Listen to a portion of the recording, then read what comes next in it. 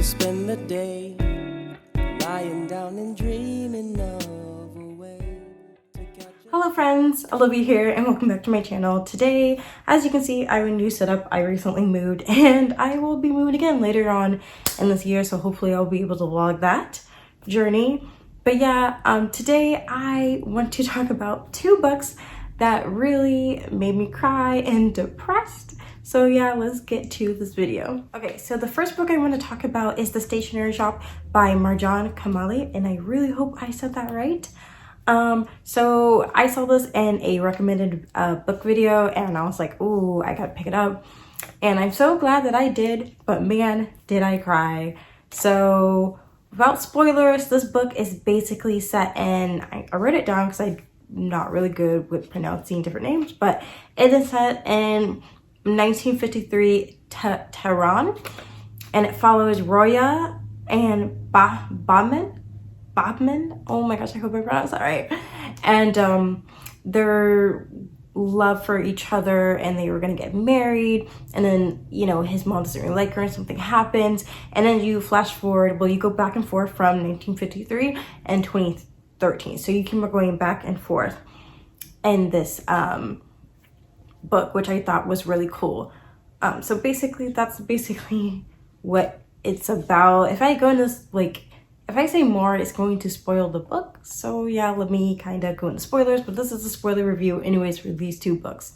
So, okay, so basically Roya and Baman both meet at a stationery shop, and it's run by Mr. Fakri, I think is how you pronounce his name. And basically that's where they meet, and they're 15, and I believe it's like 1950, or she's 17, I'm sorry, she's 17, it's like 1953, but they meet, and it's kind of like insta love just a little bit, and he proposes to her, but his mom kind of has like a mental illness, and she doesn't like her, and she already set him up with somebody else, but he doesn't want to marry that person. So basically what happens, is super sad, is that somebody sabotaged their letters to each other. They're supposed to meet up because he had to go away for a bit, and they ended up not getting married, and she basically got shipped off to California to this, I forgot which school it was, but her and her sister got shipped off to California to do studies, etc.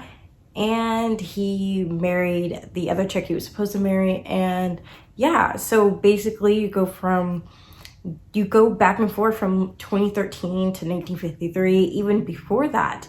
And man, when I tell you, this book made me cry. This book made me cry because it was so good. One, more people need to read this book because it was so good and heartwarming and heartbreaking. You basically go through these people's lives of like, this was like their first love, they were gonna get married, but then they got sabotaged, and you find out that like they still were happy with their life. Like Roya married somebody who appreciated her and her culture, and was happy about the food that she made him, and that was beautiful to see. And then, you know, even though he had to marry that girl he didn't want to marry, they still had two wonderful children, and it was just so beautiful. So basically you're going through their lives, and at one point you hear these letters and you're like, is she getting these letters? But she wasn't. These are just letters that he was going to write to her, I believe. And you do get a blast from the past from his mom and Mr. Fakri, who owned the stationery shop. And basically what happened to him is that when Roya went to go to a certain square to meet up with Bauman, and he wasn't there and she was waiting for him, Mr. Fakri was coming, but you know, it's 1957 and the stuff that was going in Tehran, basically he got shot down, and it was super sad, and he ended up dying. It was so sad. But like, there was like a part where you go back in the past with him and how he met Bauman's mother, but I think at the time in that passage you didn't know that was him and her. It was a little confusing at times, the book was, but I kind of put two and two together, and I listened to the audiobook, and the audiobook is beautifully done.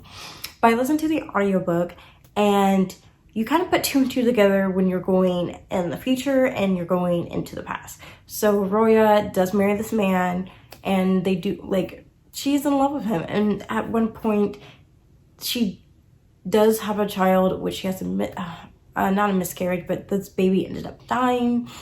And it really was a huge toll on her. And this part, like, really made me cry because it was so sad. When I tell you this book was sad, it really was. Okay, so she really didn't get along with his sister, but they kind of, like, you know, were able to get along after this, unfortunately. But, like, it was just, she just had a sad journey, but she also had a happy journey because she loved her husband and she loved her child that she ended up having, even though she wasn't with Bachman. And it just was beautiful. Even Bachman, but I think it's pronounced Bachman, and I'm so sorry if I'm mispronouncing his name. But even with Bachman, he had a great life too. And it just, at one point, they do end up meeting because in 2013, she stumbles in his son's store, which is a stationery shop. And how everything was kind of like brought together, these little pieces, like little crumbs, you know, that was placing, was beautifully done. And this book really made me cry. Like, it really did. It kind of felt like The Notebook, just like a little bit. It just felt like The Notebook, like the ending did. And it's just was so beautiful. You meet these characters, you fall in love with these characters, you kind of know about their life. Like, I highly recommend this book, but this book destroyed me. Like I said, I recently moved, and when I was like cleaning out my apartment, I was listening to this book, and I was in the last 2 hours, and I was crying the whole time, and I was like, I just really can't. Like, it just broke my heart. But I highly recommend this book, and it's so, I've said it 100 times, but it's so like beautifully like written, and I love it so much. Like, it's such a great book, and more people need to read this because not only is this a great book, but it's also written by a person of color. And I feel like there is a lot of great representation in this book. And I can't really comment on that because I'm not Iranian or Persian, but from what I've seen from other booktubers who are, it is really cool to see this representation in this book. And I wish more people would read books by people of color because this book was beautifully done. But basically what happens in the end is that they meet up, you know, they finally meet after all these years, and they have, you know, she was just like, you know, he is in one of those homes, I forget what's called, those nursing homes, because his family can't take care of him, but, you know, they love him, and they think it's just better for him to be in this home, but they treat him, like, so good there. And she's like, what happened? Like, you didn't show up, blah, blah, blah. So basically, everything gets explained why he didn't show up is because Mr. Fakhri basically sabotaged their letters and rewrote them. And because the reason why, and this flashback came back in the book, and I was so confused. I'm like, why do we have that flashback? But basically because Mr. Fakhri and Bachman's mother were together at one point, but she was basically a teenager, kinda, and he was like a grown-ass adult. And she basically had to, trigger warning, but like give herself, and then so it's just like he felt like he was doing her a favor, and she kind of like went over to his shop anyways and was telling him like, you owe me, blah blah blah. Like, some crazy stuff went down, and Bachman even looked back on that and was like, I wish he had these support system that we have now for that kind of mental illness. So I almost started crying, but basically ends with Mr. Fakhri being like, repent, you know, when he's dying in that scene from 1953, or I think it's 1953, maybe a little bit later, but when he's dying and Roya's there, and he was trying to tell her that he sabotaged the letters because he knew it was a bad thing to do. And I'm like, he tried to, oh my God, he was trying to repent. Oh, he was trying to stop everything, and then he died. Like, oh my God, that ending will hit you. It's such a great book, and like, I highly, before I start crying, but like, I highly recommend it. It's a great book, and it made me cry. Like, it's trying to make me cry right now, even talking about it. But it made me depressed and made me cry, but I highly recommend this book so much. Kind of breathe. The next book I want to talk about is Everything I Never Told You by Celeste Ning.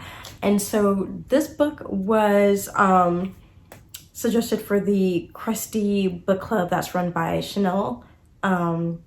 Time, the booktuber, and go follow her book club Instagram because it's great and I love all the pics that she has chosen.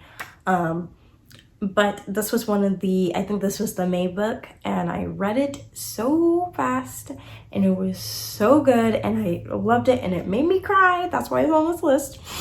So Celeste, the author is Celeste, who also wrote the Little Fires Everywhere. But this book is also kind of like set in the past, which is pretty funny. It's set in the 50s also, and it kind of has like the past, like these books were kind of similar where they went back and forth. Like, it's pretty funny. But yeah, like I was saying, it's just pretty funny how these books have similarities. They're both written by a person of color author, and they're both kind of set in the past and the future just a little bit. Well, you know, Everything I Never Told You was set basically in the 50s, but you do go in the past of the two parents and how they met, etc., etc. Sorry, I'm just like, the dog's being really loud, and my cat. But they, basically this book follows an Asian American biracial family. So the dad, James, is I think second generation Asian American, and then his wife, Lydia, I believe, no, not Lydia, Marilyn. Lydia's the daughter, but Marilyn, and she's white. So it just kind of shows both of their journey. I just overall on this whole video is that I don't know how it is to be an Iranian and Persian, etc., and Asian American, but as a person of color myself, I can relate to all these characters in these books that I've read because I know how it feels to be the minority. But back to what I was saying about the family is that basically he's Asian American and she is white, and they meet. They both have their journey of being discriminated against, one because she's a woman and no one took her seriously in the field. I believe she's trying to do physics, whatever, and then with him being an Asian American, also in the teacher, and getting passed on jobs because, you know, the racism and, you know, misogyny. But basically they ended up meeting and they get married, and her mom's not really happy with it because he's Asian. And I believe he's Chinese, so he's Chinese American. Let me just clarify that. But basically it just kind of goes back and forth. So basically their daughter, Lydia, dies, and they're trying to figure out what happened. Like, was she killed? Was it suicide? Etc., etc. She basically drowns in a lake that is nearby. So basically on this journey, you go back and forth with the parents and how they grew up and the journey they went through. And James went through a lot because he's Asian American, and of course how he was treated, especially in that time. And then Lydia with being a woman and being, not Lydia, I keep on saying that again, but Marilyn being a woman and being discriminated against. So yeah, but you basically go back and forth, and you're going on this journey with the whole family actually. Nate, the oldest son, and then the youngest daughter, I think her name is Hannah, I can't remember. You're trying to put the pieces together of what led Nydia, oh my god, I cannot talk today. Basically you're trying to put the pieces together of why Lydia went to the lake. So you get everyone's perspectives, and I really like that a lot, and you put the pieces together. Everybody is not perfect, and you find out that James is cheating on his wife, unfortunately, with his assistant, I believe. And you find out that Nath is stuff that he went through, and you know, he wasn't the bestest person, but like you can understand why, because being the only biracial kid in school, growing up, etc., and being treated that way, he was always kind of mean to this one kid named Jack. And I kind of put two and two together, and I was kind of hoping that's where it would have led. And I'm like, ooh, I hope this leads to where I'm thinking this leads to. And that was ended up Jack having a crush on Nate, and Jack never really had a crush on Lydia because Lydia was hanging out with him during the summer. Her family for a bit to do some classes before she had her last child, the youngest, and then she went back because she was pregnant. Like, that whole flashback scene when she left them for a bit was really messed up because she didn't even tell him where she was going. They thought she was missing, and they had to pretend that she was coming back because, you know, he's already being scrutinized because he's Chinese American and his wife is gone, and I divorced back in the, you know, 40s, 50s, etc., looked really bad. So I'm over here like, what the heck? You know what I mean? It's just so, that part was just so crazy. And that part actually really pissed me off because I'm like, how could you leave your family like that? Like, I understand where she was coming from, but it just, that part I did not like. I got really mad at her and I got really mad at him for cheating, but still, like, nobody was perfect in this book. So there's one of the parts that really made me cry. And this part is actually really relatable because you get Lydia's point of view a lot, is when she's pretending to have friends and she's on the phone. The first time she does call somebody, but that person ended the conversation really shortly with her, and it was really sad to see. But she basically, when the police are talking to her dad, he's like, oh, she had friends. And there's just like this flashback scene where she's like on the phone talking to no one, pretending she's having a conversation with these people. And I'm like, been there, done that. And that scene made me burst into tears because that scene was so relatable of not having friends growing up. And I didn't really have my first friend until I was like basically 12. So I understand where she was a little bit older, but I understand where she was coming from. That scene made me cry, where she was pretending to be on the phone, talking to her friends, to pretend to her dad that she had friends. Yeah, it just really hurt. Also, I want to talk about the fact that how her mom was pushing her to be just like her because she couldn't do the stuff that she wanted to do. So that was a lot of pressure on Lydia, and her dad gave her a book with being like how to make friends. Like, it was just kind of messed up of how everything kind of stacked against her, and Nate should have been there for her a little bit more, and he wasn't. But I don't want to talk too much about this book because I know we're going to cry. Basically, you go on the journey with the family and you're trying to put the pieces together of why Lydia went to that lake, and you get everyone's point of view, and you get the point of view even from the youngest daughter being like, Jack didn't do it, even though everybody's looking at Jack because she hung out with him during the summer, and Nate hates Jack.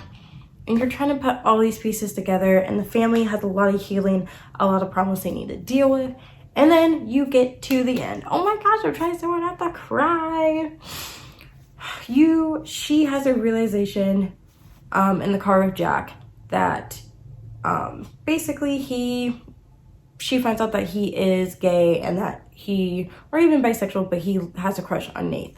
And so I think he basically comes out to her. She doesn't take it well. She was like, and there's this like, they had this big old argument, so she leaves, and then she realizes that like, man, I should have acted that way, etc., etc. And he said some stuff to her that wasn't nice either. Then basically, so I believe she can't swim, and she's fallen in the lake before, and Nate has saved her, but she basically wants to prove to her, I swear I could not stop crying. This oh my god, I am so sorry. But basically, she's trying to prove to herself that she can swim. So she goes to the lake and she paddles out, and she, tries to swim, and she ends up drowning. So it wasn't a suicide. It wasn't someone killed her. It was just an accident. You find out in the end, it was just an accident that she drowned. And that broke my heart because I'm like,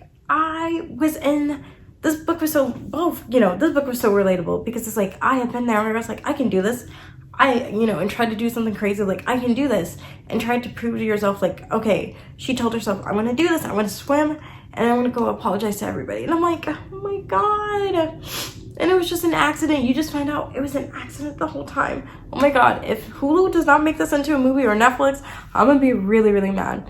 Because the representation of being a biracial child and growing up during that time and being half Chinese and half white, like, it, sucks. And of course, I never know how it feels to be biracial. I'm not, but as a person of color, I get it. To be the only minority in the group or in a setting, but I knew I related to Lydia way more than I should have, and I knew where she was coming from, and all she was trying to do was just prove to herself, like, I'm gonna do this one thing, and I'm gonna go to apologize to everybody. And it was just an accident. You find out it's just an accident.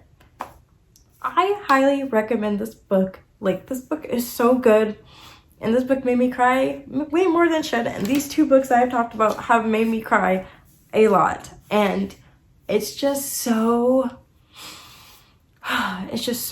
much. Okay, well, I'm sorry if I started crying and being a little crazy. Not really crazy, but crying a lot in this video. And I'm sorry if I rambled a lot, trying to do better about that, but I really hope you enjoyed this discussion or this slight spoilery review of me talking about these 2 books, because these 2 books are really good books and they both really made me cry, and they're so good and I highly recommend them to everyone, and I love them so much. And yeah, that's all I have to say about them. I'm also hoping I can make more content in the future if I'm not too busy. I've just been so depressed and just going through a lot. But yeah, thank you for watching, and hopefully I can have more videos. I'm hoping to grow this year if I can. If not, you know, whatever. I just do this for fun, I want to be honest. But I will be moving hopefully in late August, early September, and I'm hoping to vlog that and start my new journey in life. But yeah, thank you for watching me ramble. Bye!